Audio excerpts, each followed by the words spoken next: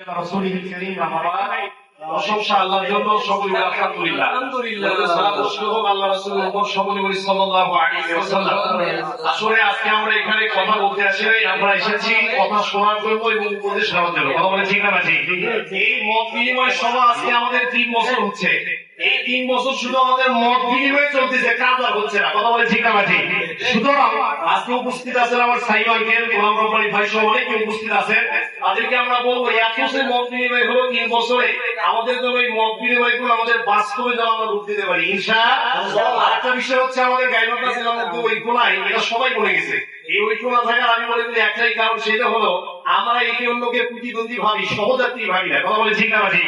আমরা মনে করি ও আলোচনা ভালো করতেছে, ও যদি ভালো আলোচনা করে সামনের বার আমার মা আমি সব খায়া দিবে, অতএব ওকে কিভাবে বানানো যায় এই চিন্তা চেতনায় আমরা ব্যস্ত। কথা বলে ঠিক না ঠিক?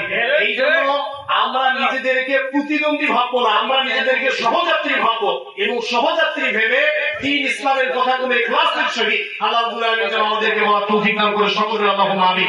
আমার নাম জুবাইর বিন সাঈদ, আমি বুকরা আজিল কলেজ থেকে আরবি সাহিত্য নিয়ে অনার্স করতেছি এবং এবার ফাজিল ফাইনালে পরীক্ষা দেবো। আপনাদের সবার কাছে দোয়া চাই।